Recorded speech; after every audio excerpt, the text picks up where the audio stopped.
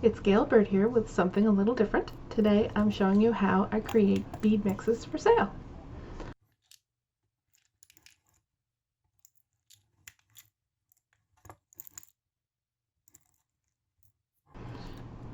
I package them in these little jars or in smaller Ziploc bags that I fill using a little scoop to get a similar volume in each pack.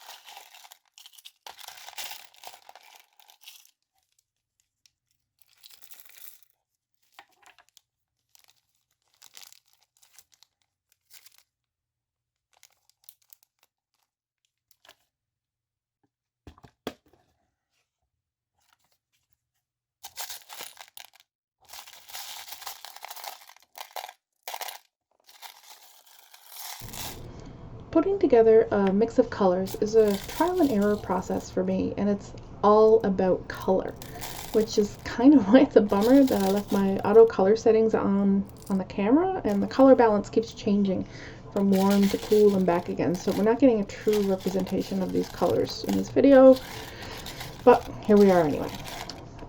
In any case, the whole thing begins with a strand or a package of beads that I'll dump into a clear container.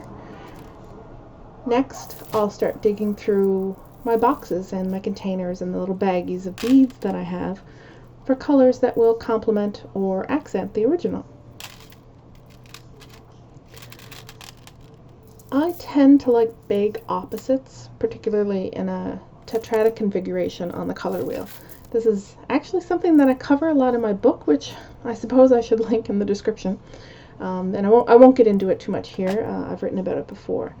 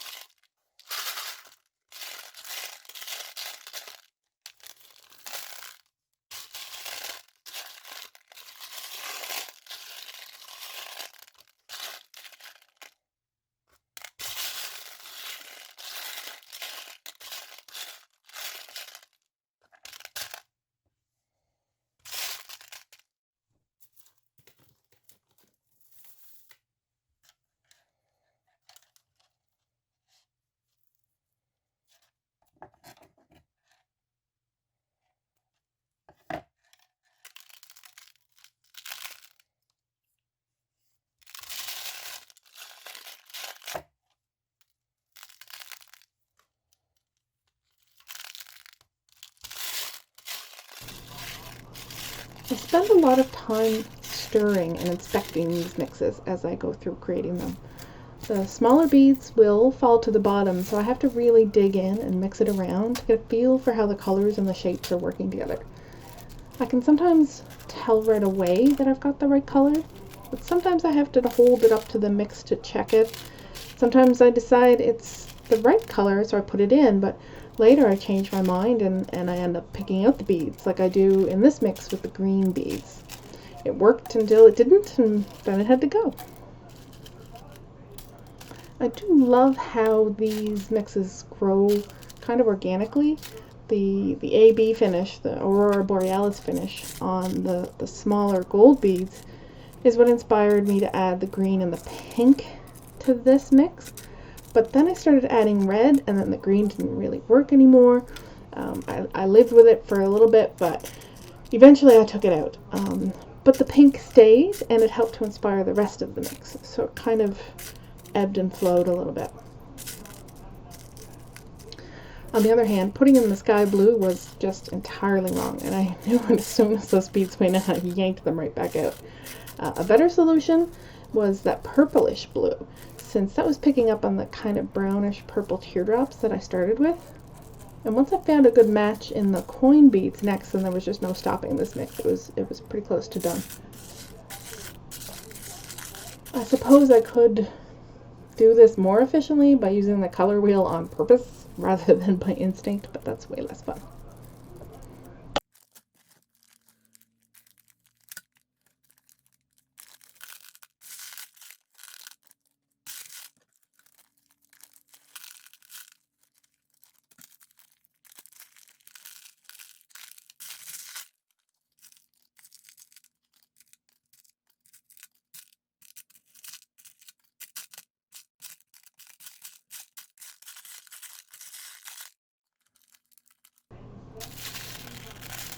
Bagging up a few samples helps me decide if the mix is going to work in small batches.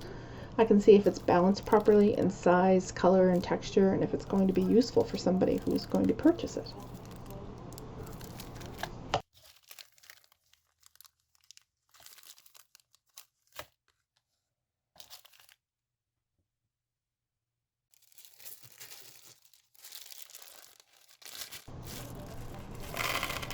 The biggest choices I make are based on color. We all know I love color, but the amount of beads I put in also depends on the size of the beads, the texture, and their finish, and even whether the bead or the component is translucent or opaque. Big chunky items that take up a lot of space might only get a half a dozen into this mix, but maybe the mix can use 100 little bicones in a soft black background color.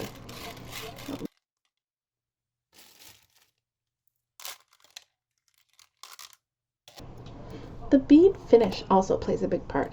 A single matte bead in a mix of sparkling translucents can look really wrong. It just doesn't belong. But if there's a balance between the two, it can come off really beautifully.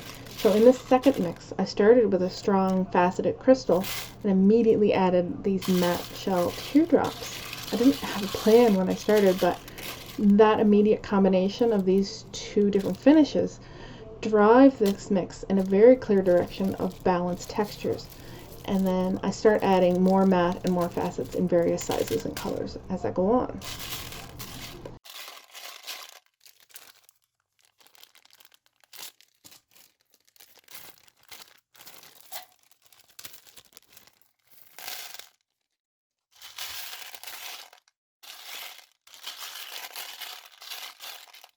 Another thing I love doing is adding metal beads and findings to these. The metal can really ground a mix, and in this case it pulled the two types of finishes together. The next few minutes are just me making decisions about beads, so I'll let you enjoy that, and I'll jump back in when we're ready to pack them up.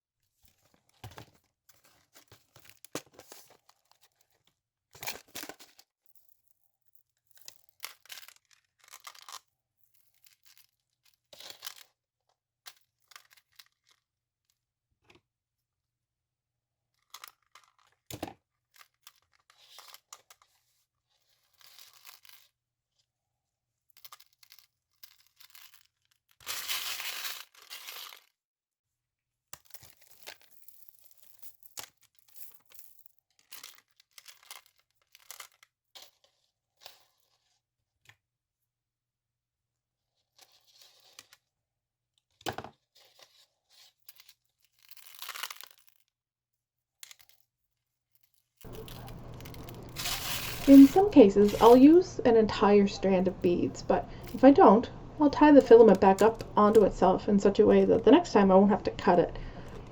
Speaking of cuts, I made a lot of cuts on this video since I only had one camera running and there's no need of you listening to me dig around in boxes off screen. So just so you know, the mixes that I did here took about 20 minutes each, maybe half an hour, including searching for a color I was looking for or just digging around for something I had an instinct that might work.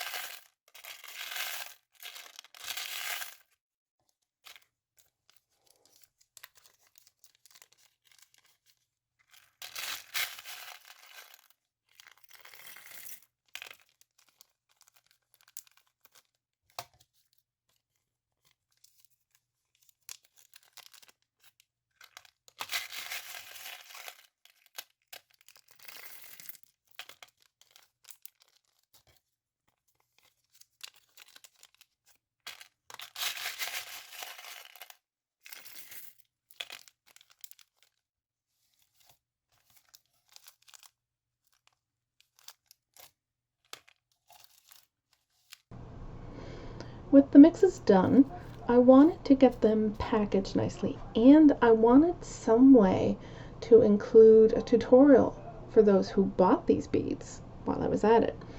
So I used Illustrator to work up a design for a cardstock package that I could staple around the plastic bags that I've put these beads into. And I had them printed at my local Staples because it was just fast. And the quality was surprisingly good.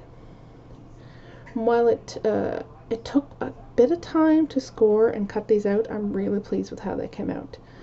And I used my Dymo label writer to print up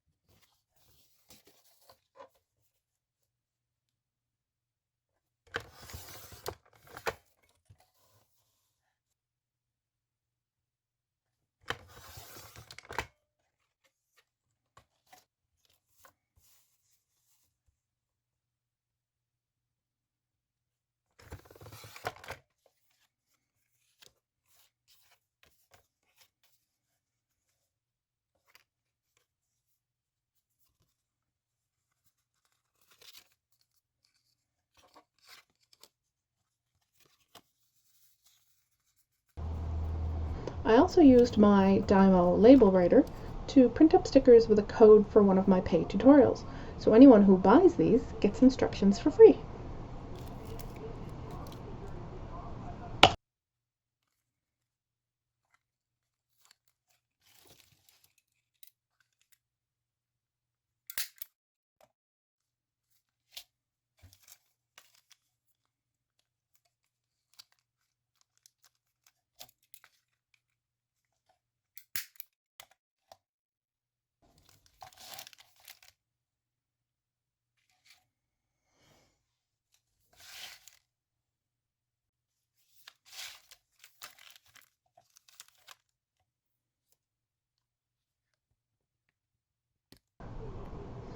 that's it for today. Thanks for watching, and as always, stay creative.